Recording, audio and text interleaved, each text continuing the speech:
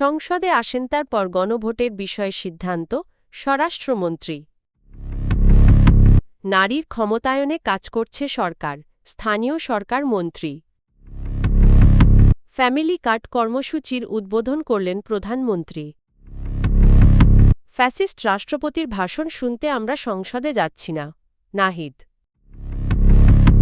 পররাষ্ট্র মন্ত্রণালয়ে নিজের উপদেষ্টার পদায়ন চান জামায়াত আমির। বিএনপির স্থায়ী কমিটির সদস্য ও স্বরাষ্ট্রমন্ত্রী সালাউদ্দিন আহমদ বলেছেন, গণভোটের রায়কে সম্মান জানাতে হলে আগে সংসদে অংশ নিতে হবে।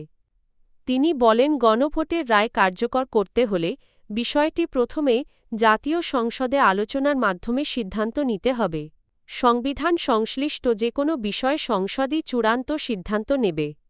সালাউদ্দিন আহমদ আরও বলেন, প্রয়োজন হলে নতুন করে শপথ গ্রহণের বিষয়টিও নির্ধারিত সাংবিধানিক কাঠামোর মধ্যেই সম্পন্ন করা হবে। মঙ্গলবার 10ই মার্চ সুপ্রিম কোর্ট আইনজীবী সমিতি মিলনায়তনে বাংলাদেশ জাতীয়তাবাদী আইনজীবী ফোরাম আয়োজিত এক আলোচনা সভা দোয়া ও ইফতার মাহফিলে তিনি এসব কথা বলেন। নির্বাচনী প্রতিশ্রুতি অনুযায়ী বিএনপি সরকার নারীর ক্ষমতায়নে কাজ করছে বলে জানিয়েছেন স্থানীয় সরকারমন্ত্রী মির্জা ফখরুল ইসলাম আলমগীর। তিনি বলেন, সরকারের বিভিন্ন কর্মসূচির মাধ্যমে নারীদের অর্থনৈতিক ও সামাজিক ক্ষমতায়ন নিশ্চিত করার উদ্যোগ নেওয়া হয়েছে। তবে একটি রাজনৈতিক মহল এখনও নারীদের খাটো করে দেখে এবং তাদের ঘরে আটকে রাখার চেষ্টা করছে বলেও মন্তব্য করেন তিনি। সোমবার 9 মার্চ দুপুরে রাজধানীর আগারগাঁওয়ে এলজিইডি ভবনে আন্তর্জাতিক নারী দিবস উপলক্ষে আয়োজিত শ্রেষ্ঠ আত্মনির্ভরশীল নারী সম্মাননা 2026 অনুষ্ঠানে প্রধান অতিথির বক্তব্যে তিনি এসব কথা বলেন। নির্বাচনী প্রতিশ্রুতি অনুযায়ী ফ্যামিলি কার্ড বিতরণ কর্মসূচির উদ্বোধন করেছেন প্রধানমন্ত্রী তারেক রহমান। মঙ্গলবার সকালে রাজধানীর বনানী টি&টি খেলার মাঠে কড়াইল বস্তি সংলগ্ন এই কর্মসূচির আনুষ্ঠানিক উদ্বোধন করেন তিনি। উদ্বোধনী অনুষ্ঠানে প্রধানমন্ত্রী নিম্ন আয়ের মানুষের পাশে থাকার অঙ্গীকার পুনর্ব্যক্ত করেন। তিনি বলেন, সরাসরি ডিজিটাল পদ্ধতিতে ভাতা প্রদানের ফলে মাঝপথে অর্থ লোপাটের কোনো সুযোগ থাকবে না এবং প্রকৃত দরিদ্ররাই এই সুবিধা পাবেন। এই কর্মসূচির আওতায় নির্দিষ্ট জেলা ও সিটি কর্পোরেশন এলাকার দরিদ্র পরিবারগুলোকে প্রতি মাসে 2500 টাকা করে আর্থিক সহায়তা দেওয়া হবে। ডিজিটাল ব্যবস্থার মাধ্যমে উপকারভোগীরা মোবাইল ফিন্যান্সিয়াল সার্ভিস বা ব্যাংক হিসাবের মাধ্যমে সরাসরি এই অর্থ গ্রহণ করতে পারবেন। কর্মসূচি উদ্বোধনের সঙ্গে সঙ্গে তালিকাভুক্ত 37,567 জন নারীর ব্যাংক হিসাব বা মোবাইল ফিন্যান্সিয়াল সার্ভিসে নির্ধারিত অর্থ জমা হয়েছে বলে জানানো হয়। প্রাথমিকভাবে পরীক্ষামূলক প্রকল্প হিসাবে দেশের 13 জাতীয় নাগরিক পার্টির এনসিপি আহ্বায়ক ও বিরোধী দলীয় চিফ হুইপ মো. নাহিদ ইসলাম বলেছেন, 12ই মার্চ শুরু হতে যাওয়া সংসদ অধিবেশনে তারা কোনো ব্যক্তির বক্তব্য শুনতে নয় বরং প্রয়োজনীয় সংস্কার আদায়ের লক্ষ্যে অংশ নেবেন।